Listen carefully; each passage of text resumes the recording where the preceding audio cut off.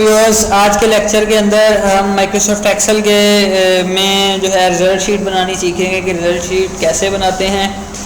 Suppose मैं इधर roll number लिख लेता हूँ कि रोल नंबर, नेम स्टूडेंट है जी, उसके मार्क्स हैं उर्दू में, इंग्लिश में, बायो में, मैथ में, ठीक है जी। ये सपोज 4 सब्जेक्ट है तो उसके टोटल मार्क्स कितने बनते हैं, उसकी एवरेज क्या है और उसके ग्रेड कितने क्या है। Roll number 1 2 3 4 5। अब मैं इसको जो है नेम देता हूँ अली, अहमद, आरिफ, आज़म, अनवर। अब सपोज इसके मार्क्स उर्दू में इतने हैं, इंग्लिश में इतने हैं, मैथ में जो है वो इतने हैं,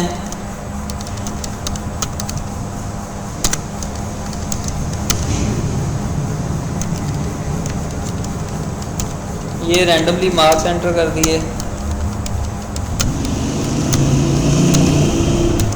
अच्छा, अब मैं इसका टोटल करना चाहता हूँ कि ये टोटल कितने मार्क्स, अली के 4 सब्जेक्ट्स में मार्क्स इतने इतने हैं और टोटल कितने बनते हैं। तो मैं इक्वल टू सम सिंपली इसकी रेंज बनाऊँगा तो ये सम आ गया।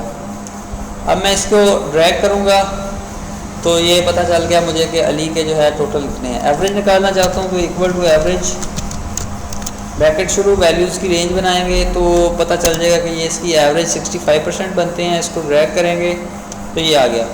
अब ग्रेड निकालने का फार्मूला थोड़ा सा लंबा है लेकिन इंतहाई सिंपल, जिस वे से मैं आपको करवाऊँगा इंतहाई सिंपल वे है इस फार्मूले को सीखने का कि इक्वल टू इफ़, ब्रैकेट शुरू, ये एवरेज का जो सेल है 65 का, इस पर क्लिक किया। अगर ये ग्रेटर दैन इक्वल टू 80 हो तो सपोज करना है ग्रेड, मैं सपोज करके दे रहा हूँ, मैं कोई किसी यूनिवर्सिटी या किसी कॉलेज के क्राइटेरिया को फॉलो नहीं कर रहा हूँ। तो सपोज मैं इधर देता हूँ जी इसे ए ग्रेड दे दो, कॉमा। इतनी चीज़ समझ आ गई है कि पहले क्या, दोबारा देखते हैं कि अगर ब्रैकेट शुरू, एवरेज जो है K2 जो है ये cell greater than equal to 80 हो तो इसे ए ग्रेड दे दो। सिंपल ये फार्मूला। अब इसी फार्मूले को मैं थोड़ा सा चेंज करता हूँ, बढ़ाता हूँ। इतने हिस्से को आपने इक्वल को कॉपी नहीं करना, बाकी हिस्से को सिलेक्ट करके कंट्रोल C का बटन दबाना, कॉपी हो गया। और ये कॉमे के आगे जो आपने पेस्ट कर देना है, 1 दफ़ा, 2 दफ़ा, 3 दफ़ा और 4 दफ़ा। इसको मैं थोड़ा सा यानी कि बड़ा कर लेता हूँ।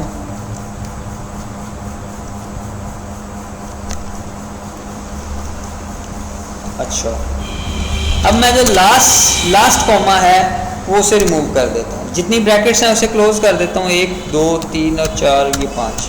सपोज मैंने इतनी ब्रैकेट्स ओपन की। पहला 80 है, दूसरी वैल्यू की जगह मैं 70 कर देता हूँ, तीसरी की जगह मैं 60 कर देता हूँ, इसकी जगह मैं 50 कर देता हूँ और इसकी जगह मैं लेस देन 50 कर देता हूँ। तो जो अच्छे स्टूडेंट्स होते हैं वो 50 से नीचे फेल होते हैं, 50 कर देता हूँ, ठीक है जी। ए ग्रेड, उसके बाद मैं इधर कर देता हूँ जी इसका बी ग्रेड हो, इसका जो है वो सी ग्रेड हो और इसका जो है वो डी ग्रेड हो और लेस देन 50 वाला फेल हो। एंटर किया, ये इसका ग्रेड आ गया सी। अब इसको मैं ड्रैग करता हूँ तो ये बाकी लोगों के भी ग्रेड्स आ गए। अब एक बात यहाँ पे गौरतलब है कि अगर जब मैं इसको चेंज करूँगा, सपोज मैं किसी वैल्यू को, एक थोड़ा सा गड़बड़ हो गई है एक फार्मूला में, यहाँ पे ये ग्रेटर का साइन हमने रिमूव किया, लेस देन 50 हो तो ये हो, ठीक है। तो ये आ गया, इसको हम ड्रैग करते हैं। जब भी आप किसी सब्जेक्ट के मार्क्स चेंज करेंगे या जब भी कोई भी चेंजेस करेंगे तो ऑटोमेटिकली टोटल भी चेंज हो जाएगा, ऑटोमेटिकली एवरेज भी चेंज हो जाएगी और ऑटोमेटिकली ग्रेड भी।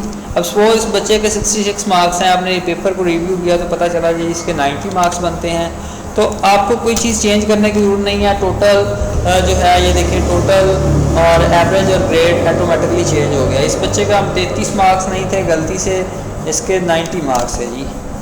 ये जो है कितना होगा सी, इसका ग्रेड भी चेंज हो गया, टोटल भी एवरेज भी ऑटोमेटिकली चेंज हो गई। आई होप दैट कि आपको वीडियो पसंद आया होगा। कमेंट करना मत भूलिएगा और दुआ में याद रखिएगा।